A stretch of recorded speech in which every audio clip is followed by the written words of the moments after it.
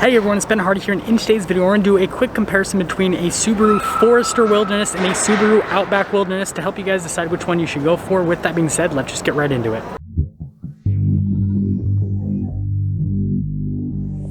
Now let's get into our comparison with the Forester Wilderness versus the Outback Wilderness. So first off with the Forester, you have a naturally aspirated 2.5 liter flat 4-cylinder, goes through CVT automatic. It's good for 182 horsepower and then 176 pound-feet of torque. There is no turbocharged option available with the Forester, and so that is something that some of you might see as a downside, is that you only have that naturally aspirated engine as available. Love the fog light design on the Wilderness. I think it looks really cool. And overall, the front end, with everything being darker aesthetically, I think looks great. And obviously, it's in the signature blue color that Subaru has with all of the release models for the Wilderness. And, you know, I think the blue's grown on me. Now, you guys can see the wheels that come special with the package and then the all-terrain tires that are wrapped around those.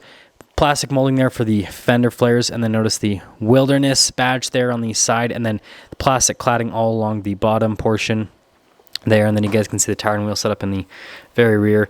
Notice that the mirrors match everything else, so they kind of have that cladding all over the vehicle as part of the package. And overall, I think from a design perspective, I think it looks good for, you know, a Subaru. Got another Wilderness badge because you can never have enough of those. You guys can see the signature Forester taillights, and then popping open the hatch, you can see here they've got the little like doggy carrier here in the back, because Subaru's all about those dogs, so it's kind of funny they put that in the car for the show. But storage space back there is actually really good, but the Forester is smaller than the Outback, so if you need more storage space, then that's kind of where the Outback will come in and be a little bit of a better option for you. But overall, I think from an exterior perspective, the Forester looks great with all of the Wilderness add-ons that you get. And then popping to the interior, you get the whole Wilderness aesthetics. You guys can see soft touch there on the door panel. And notice the trim just up above around the handle itself. And then you can see here with the seats, same thing. Benefit of these seats is they are easier to clean. And that's kind of why they've designed them the way they have with the material use and all that. And then you can see you've got the vents, you've got the USBs there in the back, all that fun, practical stuff for the rear passengers. And going from that to the front, you guys can see again with the door panel, the material use again looks great, and obviously is functional as well. And you can see there with the mirrors, they do have blind spot monitoring. And you can see the trim down below with all the window controls. Then one of the speakers for the sound system, and notice it's got Wilderness on the headrest right there. And then again, you can see here with the material use, notice that it looks cool, but also be very easy to clean. And you can see here with the material use there on the dash as well. And then notice all the controls here off to the side. Something Subaru does is where they put just like a ton there off to the side. I like the gold trim there on the steering wheel. I think that looks pretty good.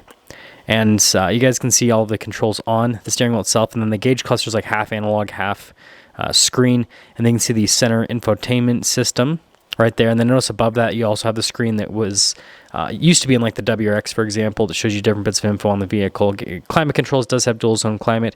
Then you get your drive modes. You have a special X mode for the Wilderness package that's supposed to be more, you know, off-road tuned basically. And then notice that you do get a pretty large sunroof. I'm not sure if I call it a panoramic, but it's like bigger than a regular sunroof, if that makes sense. Rails at the top, and notice again they've got that gold trim, which looks great. But yeah, that is the Forester. And so moving from that, popping over the Outback. The Outback again still has a CVT automatic, but we have the turbocharged 2.4 liter boxer 4-cylinder, 260 horsepower, 277 pound-feet of torque. So a much more desirable powertrain if you want power and performance, which I feel like that's kind of like the demographic that the Wilderness is going after. Obviously, it's an off-road vehicle, but also, you know, people that want something that's a little bit sportier.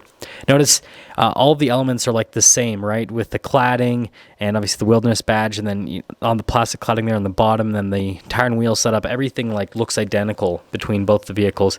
And then notice this one has some stuff added here to the rack, which looks great. And you can see here, popping to the rear with the Outback, got a little bit more storage space. And again, that's the benefit of getting the Outback. It's a little bit of a larger vehicle. Notice a spare tire underneath. And then you guys can see here with those things on the side, those actually throw down the seat. And you can lock the rear and then also obviously lower it down. I love how you have the arrows that point down. It's like, hey, here's the recovery hook area. But yeah, again, looks great with the Wilderness package, just like the Forester, and has just as much practicality. Now you guys can see here with the interior, very similar in terms of the design, right? What they've done material-wise and all that. And then you guys can see here with the seats. Again, same thing. They'd be really easy to clean off. And then you've got like the little charging ports and all that for the rear passengers. And you are going to have a little bit more room there for the rear passengers as well. Again, the Outback's just a bigger vehicle. You can see all the padding down below. Again, blind spot monitoring there for the mirrors. And then again, you can see the carbon fiber trim. And again, the speaker for the sound system. And then also the seats say Wilderness on them. Again, you can see all the padding down below. And notice here with the pedal layout, the pedals are actually really nice. And so I think that's a big positive. Less controls off to the side. So it's kind of, they have it switched a little bit. Same gold trimmer on the steering wheel, still have all the same steering wheel controls, so that's unchanged. Massive infotainment system, which looks great. You don't have like as much clutter in the Outback also with the controls, right? It seems like there's just, they've like optimized the interior. There's like less stuff happening.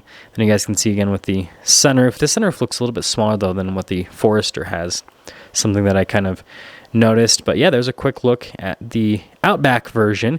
And they had a couple more that were on these stands, so I decided to show you guys so you guys can kind of see in their natural environment, right?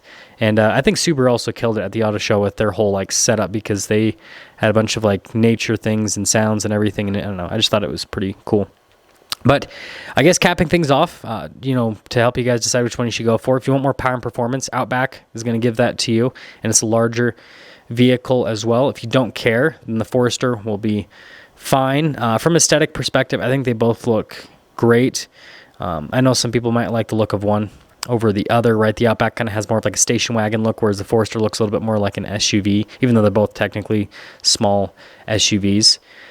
But overall, the Wilderness package is pretty cool. The only downside is just the CVT. That's not a great transmission for off-roading, because it kind of is always searching through for to be in the right area for power. So that's the only downside. But other than that, I think it's a cool package, and I'm glad that Subaru's kind of going more into the off-road scene.